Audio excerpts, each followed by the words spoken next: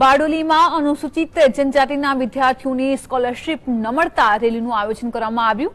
શહેરના પીઆરબી arts and બીજીઆર commerce કોલેજમાં અભ્યાસ કરતા વિદ્યાર્થીઓને સ્કોલરશીપ મળી નથી, જેથી આ વિદ્યાર્થીઓની હાલત હવે કફોડી બનવા પામી છે। રોષે ભરાયેલા વિદ્યાર્થીઓએ રેલી કાઢી અને પ્રાંત અધિકારીને આવેદનપત્ર પણ પાઠવ્યું।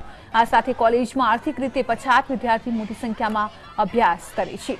આર્થિક સહાય ન મળવાના કારણે આ વિદ્યાર્થીઓ અભ્યાસ છોડવા માટે મજબૂર બની ગયા છે। વિદ્યાર્થીઓએ આગામી 10 દિવસમાં સ્કોલરશીપ નહીં મળે તો ઉગ્ર આંદોલન કરવાની પણ ચીમકી ઉચ્ચારી છે। અને આ આંદોલન વિદ્યાર્થીલક્ષી છે અને જો અઠવાડિયું કે 10 દિવસની અંદર આ બાબતે અમને કોઈ હકારાત્મક રિપોર્ટ કે અમને કોઈ અરજી કે કોઈ હકારાત્મક ટૂંકમાં સંદેશ અમને ન મળે તો અમે આગળ એક આંદોલન કરશું।